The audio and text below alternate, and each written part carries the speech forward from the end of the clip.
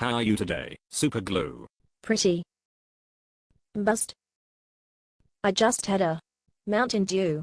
That reminds me of my great-great-great-great-grandpa DillWeed. He immigrated to this country in the 1840s. He was so very poor. Did he come over on a ship from the old world? Are you kidding? He was so poor, he couldn't afford passage on the boat. He swam over. That's right. He was so poor, he couldn't even afford swimming trunks. So he swam ashore naked. He only had 3 cents to his name when he arrived. Wait a minute. If he got here naked, where did he keep his 3 cents? Never mind. Anyways, that's how he met my great-great-great-great-grandma. When he washed up on shore naked and exhausted, she was there to write him a ticket. Yes, she was with the neighborhood watch and cited him for public indecency. It was the olden days, you know. And the fine for public indecency was 2 cents. So, after he paid that, he had enough left over to ask her out on a date. And get himself a new suit of clothes. They were married just 6 hours later. Why so fast? She was ugly. Yes, after they were married, they moved to Rancho Cucamonga, where he started a beverage business. He was a self-taught man, and he learned the art of refreshment making on his own. He would stay up late at night, reading refreshment textbooks. But they were so poor they couldn't afford a candle, so he had to teach himself to read in the dark.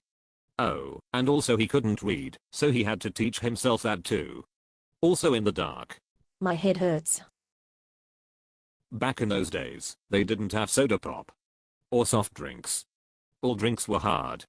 Not as in hard liquor, but as in hard to make, and hard to get. It took my great to the 4th grandpa DillWeed 5 years, to save up enough to buy a bowl. And a cup. And a straw.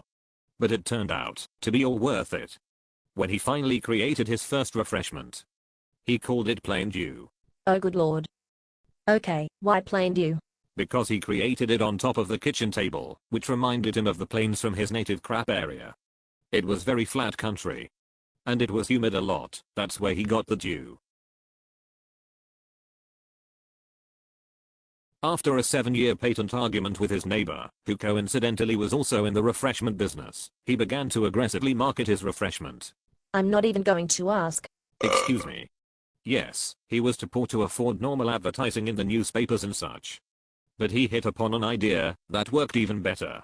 I wish I was somewhere else. At that time in the olden days, Rancho Cucamonga had a terrible pigeon problem. But great-great-great-great-grandma came up with an idea. She knitted several thousand tiny little sweaters.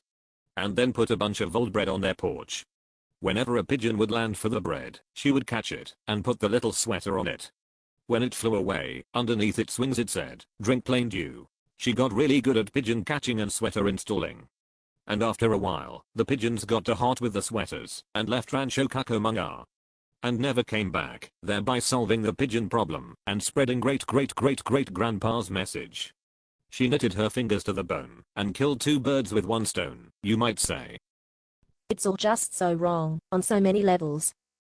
Anyways, after most of the pigeons had left, great-great-great-great-grandpa noticed that a lot of the requests for plain dew were coming in from the mountains. Upon further investigation, it turned out that's where all of the pigeons went, as they could now thrive in the cooler climate with their sweaters. So great-great-great-great-grandpa changed the name to Mountain Dew. I need a drink.